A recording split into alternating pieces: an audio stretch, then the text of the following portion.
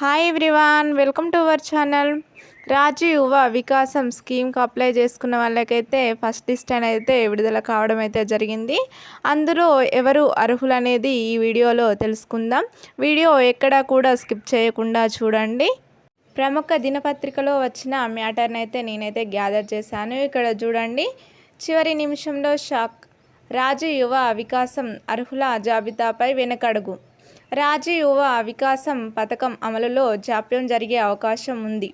అనర్హులైన అభ్యర్థులు ప్రయోజనం పొందే అవకాశం ఉందని మంత్రులు ఆందోళన వ్యక్తం చేశారు. జూన్ 5న కేబినెట్ సమావేశంలో దీనిపై చర్చించి తుది నిర్ణయం తీసుకుంటారు. అర్హుల జాబితాపై ఖరారైన తర్వాత జూన్ 9 వరకు రుణ మంజూరు పత్రాల జారీ అనంతరం శిక్షణ కార్యక్రమాలు ఉంటాయి. జూన్ 16 నుంచి ఉపాధి యూనిట్ల ప్రారంభోత్సవాలకు ప్రభుత్వం సిద్ధమవుతుంది. రాజీవ్ యువ వికాసం పథకం కింద రుణ మంజూరు పత్రాలను జూన్ 2 నుంచి పంపిణీ చేయాలని గతంలో ప్రకటించినప్పటికీ ఈ పథకం అమలుకు కొంత ఆలస్యం అయ్యే అవకాశం ఉంది. నేడు ఇంటిగ్రేటెడ్ కమాండ్ కంట్రోల్ సెంటర్లో జరిగిన మంత్రుల సమావేశంలో ముఖ్యమంత్రి రేవంత్ రెడ్డి కీలక అంశాలపై చర్చించారు. ఇందులో రాష్ట్ర అవతరణ దినోత్సవ వేడుకల ఏర్పాట్లు, ఇందిరమ్మ ఇండ్లు, రెవెన్యూ సదస్సు, ఆనకాల పంటల సాగు సన్నద్ధంతో పాటు రాజీవ్ యువ వికాస పథకంపై ప్రధానంగా చర్చ జరగడం జరిగింది. రాజీవ్ యువ వికాసం కింద అర్హుల జాబితా ఖరారైన తర్వాత రుణ మంజూరు పత్రాల జారీ ప్రక్రియ జూన్ 9 వరకు కొనసాగుతుంది. అనంతరం జూన్ 10 నుంచి 15 వరకు జిల్లా నియోజకవర్గ స్థాయిలో లబ్ధిదారులకు శిక్షణ కార్యక్రమాలు నిర్వహిస్తారు.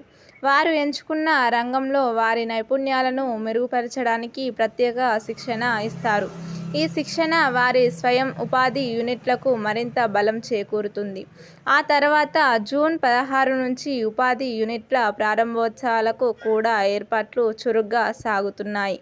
ఈ పథకం కింద 50,000 నుండి 100కి 100% రాయితీ, ₹1,00,000కు 90%, 2 లక్షలకు 80%, 4 లక్షలకు 70% రాయితీ కింద రుణాలు మంజూరు చేయనున్నారు.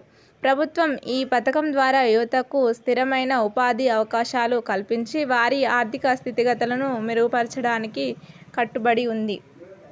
రాజీవ్ యువ వికాసం పేరు మీద మీరు ఏ రంగాల్లో అప్లై చేసుకున్నారో మీకు ఫస్ట్ లిస్ట్లో వచ్చిన వాళ్ళు జూన్ 10 నుండి 15 వరకు ఉపాధి శిక్షణ అయితే ఇవ్వడం అయితే జరుగుతుంది.